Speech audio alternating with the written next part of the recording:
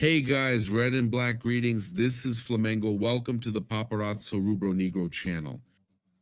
If you're just arriving, I invite you to follow, like, and share on all platforms. If you're on YouTube, I invite you to subscribe down below, turn on notifications by clicking the bell, and leave a cool like on the video. We're here thanks to Geraldo's Caravan, and you can secure your spot at Flamengo's main games this year with Geraldo's Caravan. And we also remind you that the links will be in the description, pinned comment, and pinned chat, and that you also have all our sponsors there. Vivi, Homes, Orlando, IP, Florida, all included in the pinned comment. And you can also take advantage of it. To lose weight with Mais Cabello, the Mais Slim program from Mais Cabello is spectacular. We get here early in the morning bringing you some important information. Man, we're following the developments of this situation with Marcos Antonio. São Paulo once again put a hold on the deal, and the fans reacted badly. And with everything they're going through over there with Casares, the impeachment issue and all that, they put the deal on hold. We even talked about it yesterday, including Vene Casagrande's information that the deal could still happen, but it would only happen if it actually happened, right? After the 14th, with the impeachment issue involving Casares, all news about Flamengo's interest in Marcos Antonio comes from us. We reported at the beginning that Flamengo was interested in signing Marcos Antonio, and now everything is being confirmed. Now, whether the deal will happen is another story, right? Why?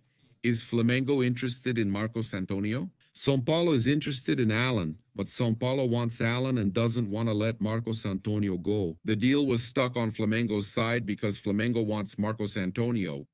The question is, can Flamengo manage to sign Marcos Antonio with all the pressure that's on São Paulo? It's possible they might hold off on that, so let's see what happens, right? We don't know how it is. There's this whole issue with São Paulo. It's a terrible situation there with Casares having his car, people hitting his car. It's a mess. The pressure is really high there, right? Inside São Paulo, the pressure is really high inside São Paulo. I wanted to take this opportunity to say something here. Since Flamengo needs signings, especially after De La Cruz's procedure in Uruguay. Info from Bruno Lemos, Santos Sol. He had his surgery scheduled for Friday in Spain. That's up to 3 months without playing. So Flamengo at the start, De La Cruz is going to take a little while to get back into rhythm. De La Cruz and Sol. Flamengo lost 2 midfielders and will need to find replacements. So a player for that position, at least one player for that position, which would be Marcos Antonio, right? We know that Flamengo even has already settled some situations, for example. Take a look at Samuel Lino, okay? And then we have Leo Pereira, whom we brought in, who has interest from Olympiacos and other European teams, and Leo Ortiz, who Red Bull Leipzig was interested in. And there are other European teams also scouting and monitoring Carrascal, Olympique de Marseille, Juventus, Newcastle, okay? These are some of the teams that are monitoring and have even approached Flamengo with offers for Carrascal. That was a solid spot-on investment by Flamengo, and Samuel Lino, who is being scouted by European clubs, including Benfica, has a great relationship with Jose Boto. And those clubs that reached out, Leo Pereira, Leo Ortiz, Samuel Lino, Carrascal, and other players are considered part of the main 15 who frequently play in games. And even Samuel Lino might not be a starter, although I think he has started a lot in Flamengo's recent matches in 2025. But Samuel Lino is among those 15 who always play. There will be fans who will talk about him. I don't think he's a starter for Flamengo now. He used to be a starter for Flamengo a lot during the season. So Flamengo has decided that these players, the ones considered starters, will only leave if their release clause is paid. Flamengo won't let these players go, and they don't have to be nice anymore. Enough of Flamengo being nice. We're tired of that, of Flamengo being nice, right? It's crazy. Flamengo plans to sign De La Cruz from River by paying his $16 million release clause. Flamengo hopes to sign Alan from Atlético Mineiro, but must pay nearly 50 million reais. Now Alan is going to São Paulo. It's close. I won't say for sure, but Alan is close to moving to São Paulo. Flamengo held out for Marcos Antonio, but the other side won't let him go. They want things easy, but won't release Marcos Antonio. So Inter signs Thiago Maia, doesn't pay Thiago Maia, and Flamengo is going to sign Vitão. They want more than 10 million euros, but Flamengo, they didn't want to include the debt in Vitão's value. So you see, with Flamengo, everyone makes things difficult and wants to charge a fortune. Now, when it's Flamengo, when they want a loan from Flamengo, when they want any deal with Flamengo, they want it easy. So Flamengo is going to make things difficult now. Yes, they're going to make it hard. Even if the player isn't that interesting, they're still going to make it hard. Oh, but Flamengo gave in easily with Matias Vina. Flamengo understood that the player wasn't even being picked and Felipe wasn't going to use him. I'm against it. For me, Vina was honestly the best fullback we had.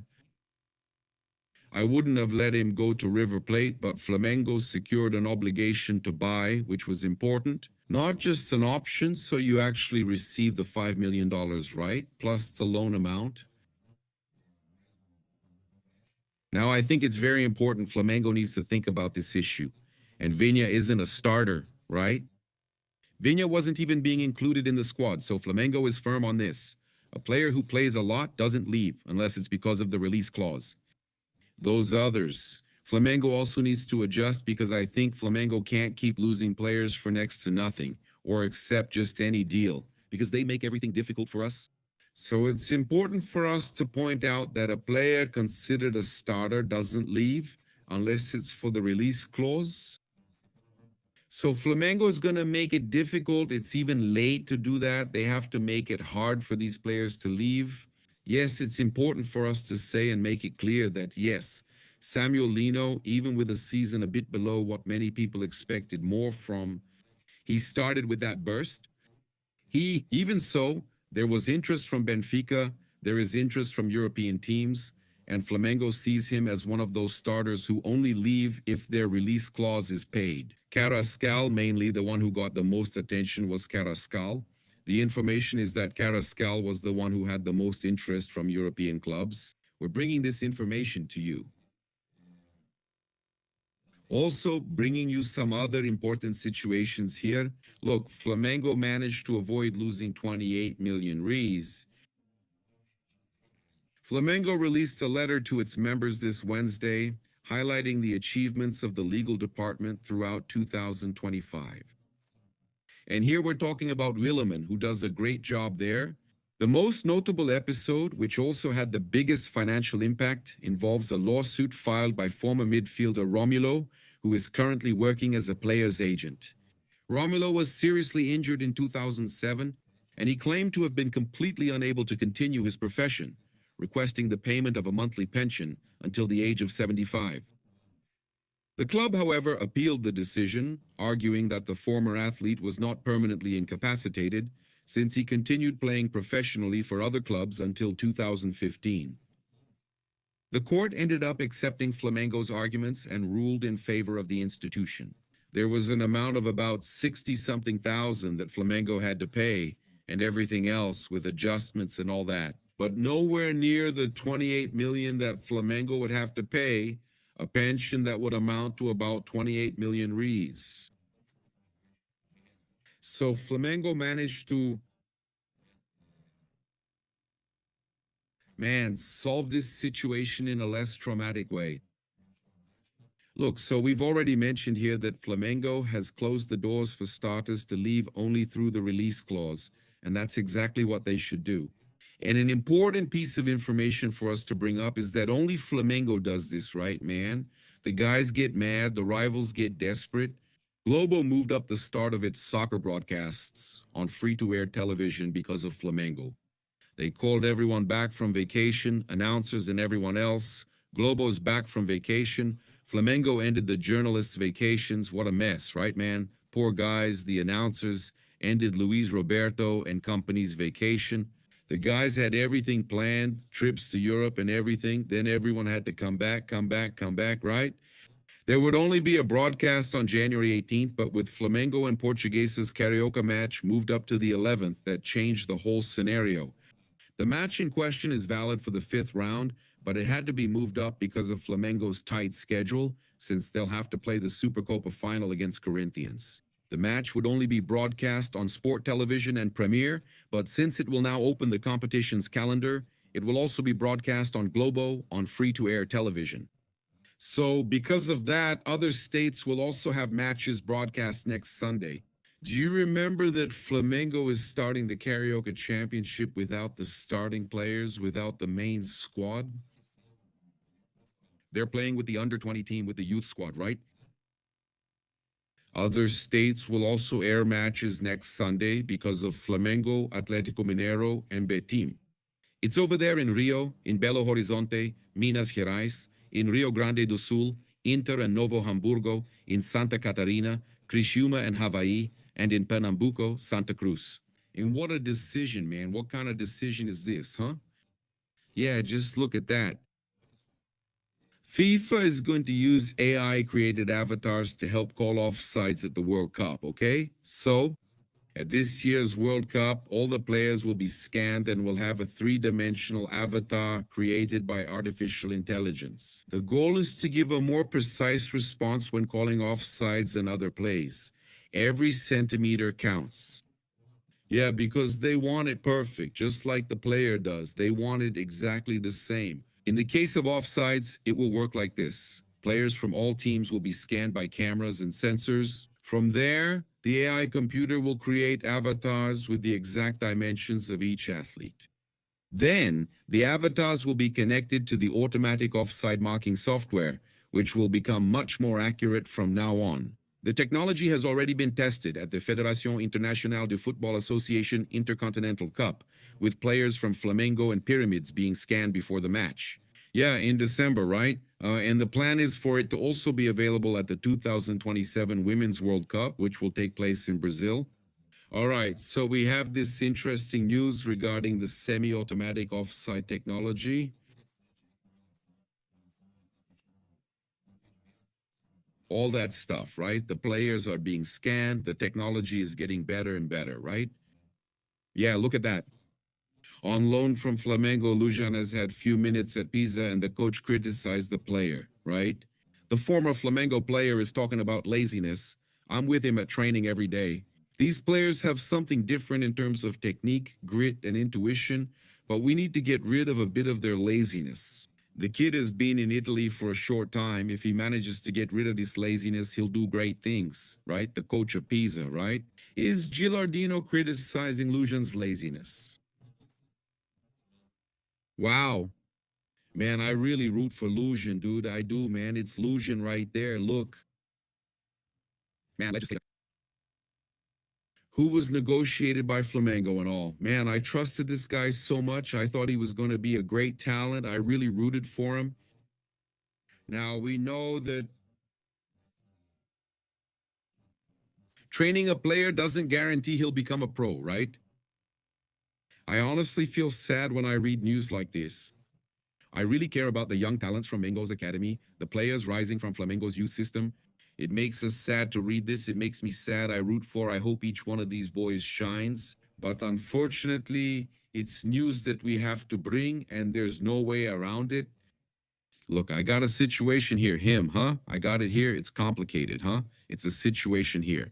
From Gabriel Simoes' statement on Casea Television, Carlos Daniel reacted, and so did I, man. When I saw it, I said, man, this situation involving Botafogo, right? Botafogo was the Brazilian and Libertadores champion, defaulting on payments. Let's see here. Casea Television talked about Botafogo, open quotes. He said the following: Botafogo was the Brazilian and Libertadores champion, defaulting on others. Let's normalize this. Until when will you build a team, become champion, and not pay anyone? Botafogo can't register anyone because of a player who stayed at the club for 6 months and then left to play for Lion. Look at the level of irresponsibility in this situation. That was the statement made by Gabriel Simoes from Casea Television. He clearly said, as you could see, that Botafogo became champions without paying anyone. And I've already heard some stories that Botafogo is really in a tough spot in the market and hired players that they still haven't paid to this day. What do you think? Thanks. I think that's absurd. That's why I see that financial fair play is going to be important. And I think that This whole SAF thing is going to blow up at some point. I've always been against it. You guys who follow me here know that I'm against this whole SAF thing. I think this whole SAF situation shouldn't be happening. I think the clubs should be cautious and solve things through management. Follow Flamengo's example from 2012 and 2013, doing everything right to reach their level. But Flamengo has many fans, sells more jerseys, bigger sponsors, and a larger audience. It's easier to say that as Flamengo. But if you don't make sacrifices, my friend, if you don't make sacrifices, you won't make it, you won't make it. We can see that the fans, obviously, from other clubs don't want to see their team losing. Flamengo wins so many titles, which bothers others and creates pressure. As Kika mentioned, it's like setting a trap for the SAFs. So it's a situation that puts pressure on the others. And they don't want to go through what Flamengo went through. They don't want to go through what Flamengo went through. That's the truth. So we know that today they have it in their minds that Flamengo is a big rival, a big enemy. They see Flamengo as an enemy. They see Flamengo as an enemy and do everything they can to avoid it.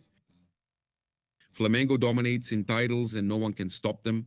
Look at what's happening. They can't stop Flamengo and they can't solve their own problems, but Flamengo does. They take turns among themselves, like Fluminense winning here and there, even though Fluminense hasn't even become a SAF. But I'm just giving an example. Fluminense won the Libertadores in 2023, and Botafogo won the Brazilian Libertadores in 2024.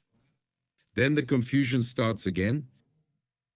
And then even players want to play for Botafogo, like that kid from Gil Vicente. The goalkeeper, Andrio, wants to play for Botafogo. He wants to come to Botafogo. He grew up at Botafogo. He was developed by Botafogo. He wants to come to Botafogo. But he's hesitant because Botafogo has a transfer ban and he's afraid of losing the deal to Flamengo, who are also interested, and he's a great goalkeeper. Botafogo has the advantage of being his home club and he wants to go back there. They made a good offer, but at what cost? How are they going to pay for that offer? How are they going to pay for it? How are they going to sign a player if there's a transfer ban? How will he commit to Botafogo and lose the Flamengo deal? That's why I still think it's going to get easier and easier for Flamengo to compete against these teams, even the ones with SAF, when it's time to sign a player, okay? And then if Flamengo doesn't sign him, people start saying Flamengo lost, got outbid, lost. But players don't believe that. I no longer think any club will outbid Flamengo. The only issue is if Flamengo wants a player and the other club refuses to sell, like Cruzeiro did with Caio Jorge. Now, if Flamengo gets outbid, it's either because the other club is going to do something crazy and end up in debt, or because Flamengo really didn't want that player. It's easier to think Flamengo wasn't interested in that player or was after something else, instead of admitting they were outbid. Because Flamengo's financial situation today, compared to what we see in Brazil, is different from the other clubs. They're desperate, trying to stop Flamengo. That's it, they're all desperate, trying to stop Flamengo. And for that, they put themselves in a risky situation for when financial fair play comes around in 2028. They put themselves at risk of getting a transfer ban, and that's what's happening now. Oh, but will Botafogo be able to get rid of it? The transfer ban? It's already tainted, my friends. Has the team that just won the Libertadores and Brazilian Championship in 2024 ever faced a transfer ban? It's unfortunate, isn't it? Is that it? Please follow, like, and share on all platforms. On YouTube, subscribe, turn on notifications, and like the video. Red and black greetings. This is Flamengo. We stand together. No one is left behind.